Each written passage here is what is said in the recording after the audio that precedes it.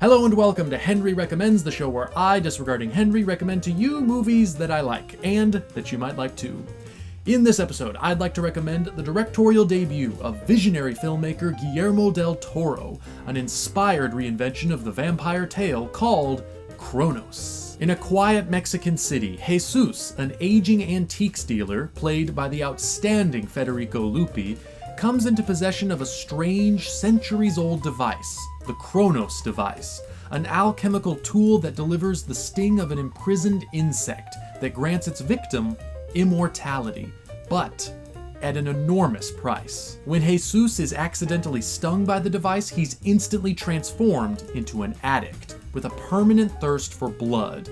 As his body undergoes hideous transformations, he's targeted by a dying industrialist, played by Claudio Brook, who greedily wishes to seize that immortality for himself, and sends his long-suffering nephew, played by Ron Perlman in the first of many collaborations with Del Toro, to acquire the device by any means necessary. This is horror the Del Toro way, not so much interested in scaring us as it is in evoking our sense of empathy, in examining human flaw and human emotion through the context of monsters and the supernatural. Cronos thoroughly strips vampires of all their traditional romance and looks with enormous melancholy at the tragedy of loss, the fear of death, and the redemptive power of love and family. Del Toro, a lifelong movie geek, has been in love with monsters and devoted to telling their stories since he was a child, beginning with Super 8 shorts and animations.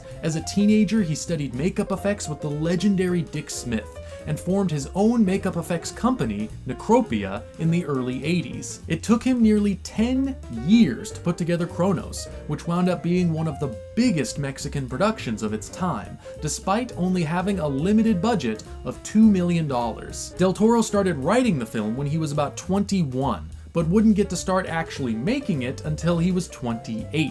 The script went through many title changes, including Vampire of the Grey Dawn, Grey Blood, The Invention of Cronos, and The Cronos Device, before landing simply on Cronos. The production was fraught with difficulties and taught its young director much about the unpredictable filmmaking process. The biggest crisis came during shooting, when one of the financiers failed to come through with funding, nearly causing the entire film to fall apart. Del Toro was forced to personally raise the completion funds himself by taking out bank loans, mortgaging his house, selling his car, sending himself thousands and thousands of dollars into debt. It was a profound relief for him when the film was completed and found immediate success on the festival circuit, going on to win 9 Ariel Awards, the Mexican Oscar, and the Critics Award at Cannes. Cronos marked the arrival of a major new talent in the world of cinema. Even this early, all of its author's obsessions and visual trademarks are on full display. Insects, antiques, machinery, alchemy, as well as the gothic sensibility and the rich mythology behind the story. The film is more slowly paced and maybe lacking the elegantly flowing camera work so distinctive of his later films, but Del Toro and his team have really designed the crap out of this thing. The sets, the costumes, the makeup, the props, the cinematography, every single little choice has been so carefully thought through. Del Toro's movies always capture your imagination and transport you into a universe built with loving detail.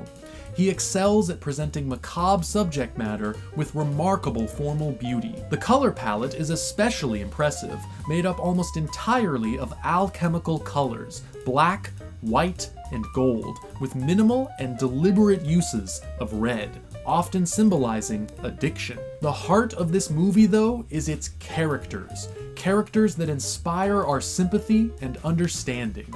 Some are good, some are evil, but all are fascinating and tragically, heartbreakingly human in different ways. Cronos, more than being just a vampire film, is a work of bottomless passion.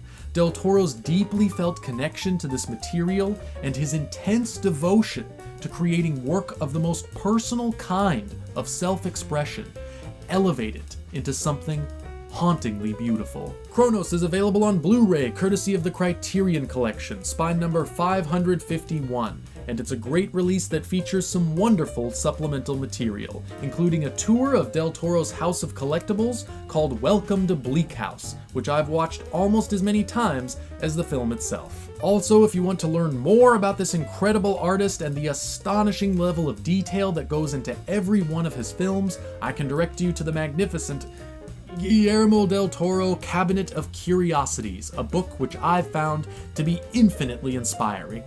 That's why Henry recommends Cronos. Sayonara.